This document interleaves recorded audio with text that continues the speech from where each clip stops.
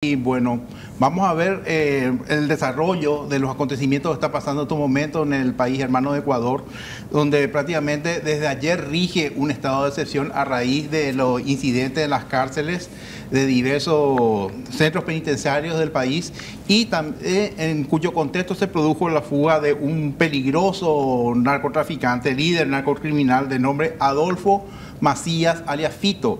Él es el líder del grupo Los Choneros, que prácticamente disputa con otras bandas criminales el control de las rutas del narcotráfico de Ecuador hasta a los carteles mexicanos y de ahí a Estados Unidos también.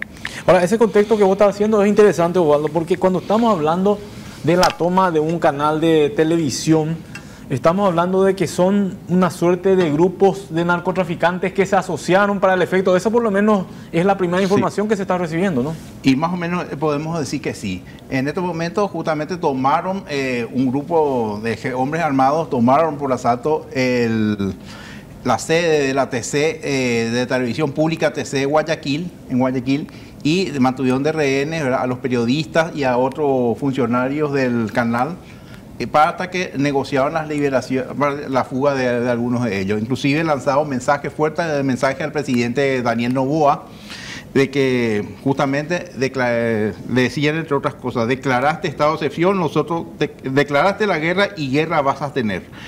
Declaraste estado de excepción, nosotros declaramos botín de guerra a policías, civiles y militares. Cualquier persona que se encuentre en las calles a partir de las 11 de la noche será ejecutado. Esa es la advertencia que lanzaron justamente los hombres armados que tomaron el canal estatal de Ecuador en Guayaquil. Ese es otro punto importante. Ahí estamos viendo imágenes de ese momento en el cual ellos estaban tomando, estos narcotraficantes estaban tomando el canal de televisión. Inclusive se dan el atrevimiento, se dan el lujo de que le están conectando los micrófonos para transmitir esos mensajes que vos estás diciendo. Eso yo quería entender, Osvaldo, porque realmente las noticias eran muy confusas al inicio. Ellos se fueron a reivindicar o a extorsionar, para utilizar un término más directo, la libertad de sus compañeros que están presos por casos de narcotráfico.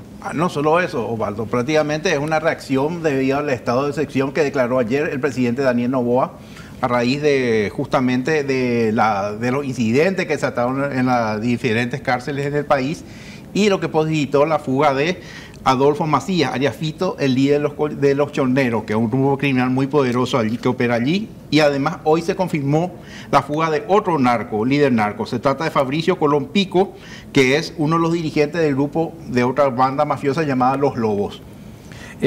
Y el contexto también habla de que ayer hubo un asesinato de un policía y eso origina el estado de excepción. Es decir, esto no fue una cuestión tampoco imprevista ni sorpresiva. Bueno, sorpresiva por el hecho de que tomaron un canal de televisión, pero la situación de violencia que está viviendo en Ecuador, y si vamos a ir al caso, y lo hablamos antes del programa, Osvaldo, se traslada a la época electoral.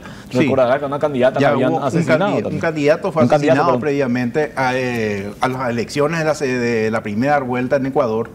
Se produjo el asesinato de un candidato justamente que estaba allí, que disputaba justamente para el balotaje que debía realizarse después y terminalmente que terminó con el triunfo de Daniel Noboa.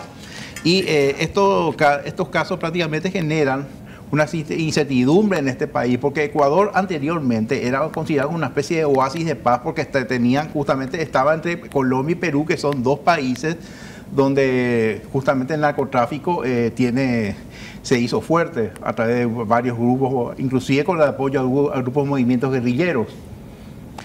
Bueno, hay que decir que hasta ahora lo último también tiene que ver, porque vamos buscando también la información, vamos tratando de actualizar dentro del desorden que obviamente se genera en este tipo de situaciones, que ya hay 30 periodistas liberados y 10 agentes que también habían sido retenidos en esta situación.